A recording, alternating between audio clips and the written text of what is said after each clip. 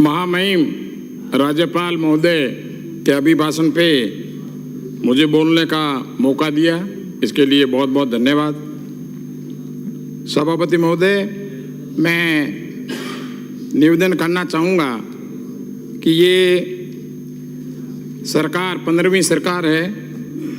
इससे पहले 14 सरकार रही। 14 में 5 बार भाजपा का, उसी में 1 बार भाजपा और जनता दल का राज रहा और 9 बार कांग्रेस का राज रहा। और ये 15वीं सरकार है माननीय अशोक गहलोत साहब के नेतृत्व में।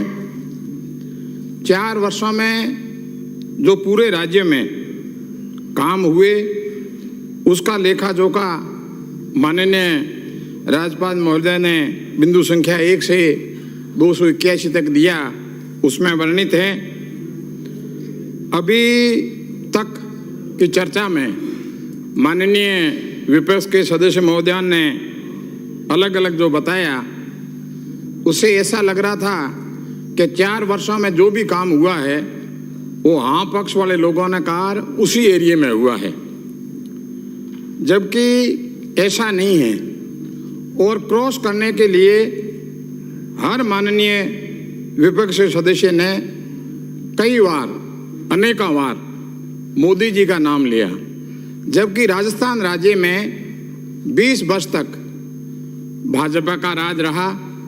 उसमें स्वर्गीय भैरू सिंह जी शेखावत साहब, माननीय वसुंधरा राजे 2 बार मुख्यमंत्री रहे, भैरू सिंह जी 3 बार रहे। किसी भी माननीय विपक्ष के सदस्यों ने अपने इन 20 साल के कार्य की अवधि में क्या विशेष किया और हम लोग 4 वर्षों में नहीं कर पाए, इसके बारे में एक शब्द भी शायद बोलने को सुनने को नहीं मिला।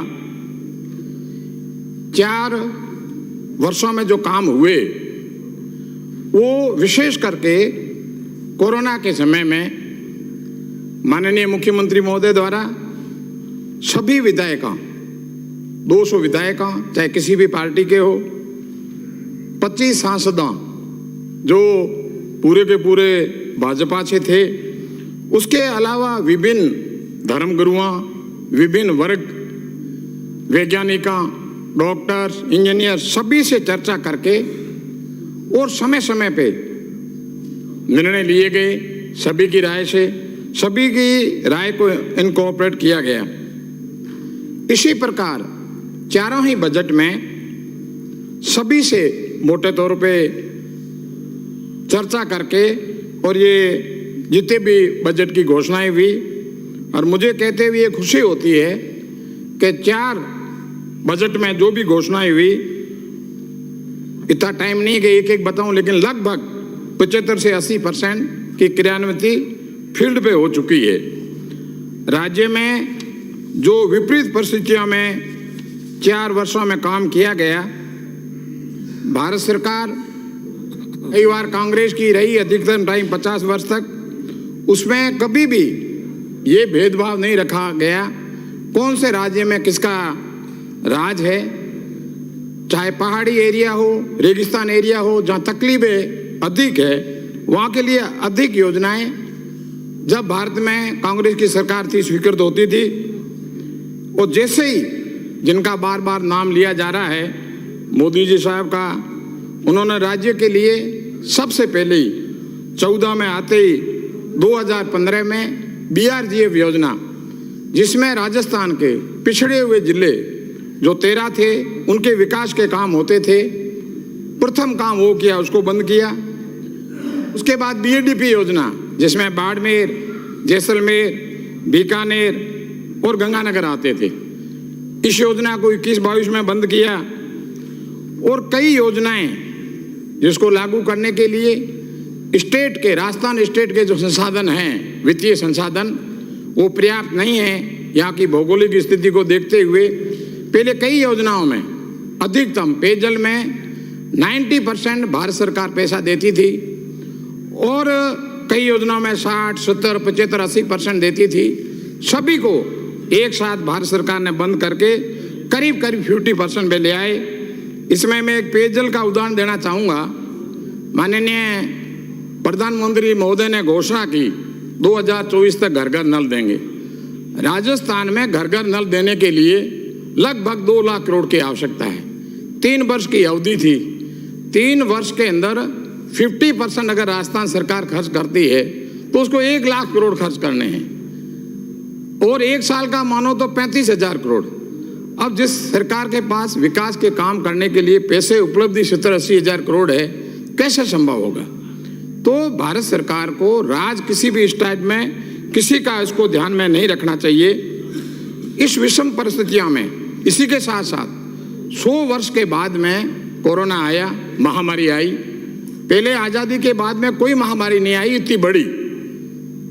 सम्मत 1975 में बड़बड़ी आई थी, वो करीब 100 वर्ष पहले थी।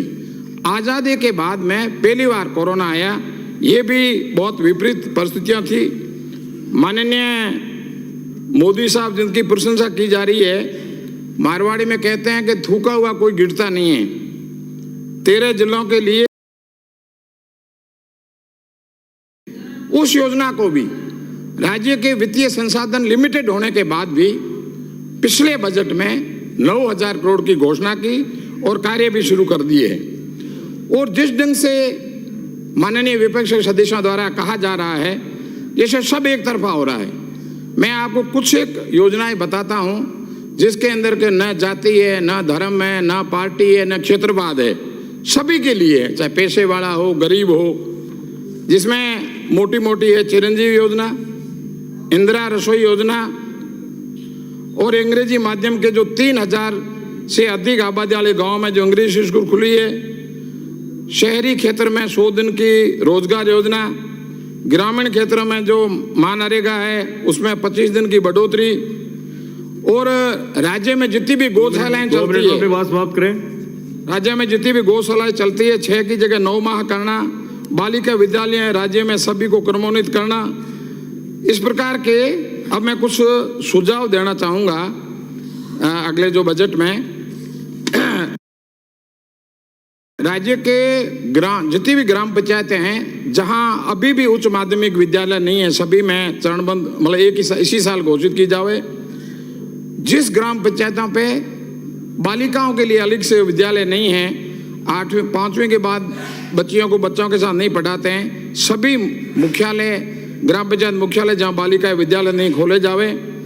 SDRF में जो अकाल के दौरान पशुधन बचाने के लिए संरक्षण के जो पैसा दिया जाता है उसमें पशु, ऊंट, भेड़, बकरी सम्मिलित नहीं है। भेड़ बकरी आज की सभी आजीविका पशुपालकों का उस पर जीवन निर्भर है, वो किया जावे। और जितने भी राज्य में ये स्वास्थ्य संस्थान है, पशु स्वास्थ्य संस्थान है, शिक्षण संस्थान है, इन सब की कुछ न कुछ मैक्सिमम दूरी डिसाइड करे भाई इससे दूर नहीं होनी चाहिए। कई जिलों के अंदर 5 किलोमीटर पे हैं। अब जैसलमेर और बाड़मेर में कई जगह 5वीं स्कूल भी 40 किलोमीटर नजदीक नहीं है। तो इसका कोई न कोई ये भी तय किया जावे ताकि सबको इक्वल दूरी पे मिले। ऐसे जो रोड्स नेटवर्क है, जैसलमेर जिले में 1000 वर्ग किलोमीटर में सिर्फ 130 किलोमीटर है और राज्य का एवरेज करीब 500 किलोमीटर है। 500 किलोमीटर है। तो इस प्रकार ये जो इनइक्वल है इसको पूरे एरिया के हिसाब से इक्वल किया जावे। और जैसलमेर जिले के लिए भी मैं ये कहना चाहूँगा कि जैसलमेर जिले में नहरी क्षेत्र में 4.5 लाख हेक्टेयर खेती होती है। पिछली बार 1 मिनट में 600 करोड़ की घोषणा की गई। 600 करोड़ की और इस बजट में घोषणा करें तो नहरी एरिया पूरा कवर हो जाएगा और वहाँ जो फसल 1 साल में 1200 करोड़ की होती है वो लगभग 2500 करोड़ की हो जाएगी। धन्यवाद। श्री बेरीलाल बिश्नोई।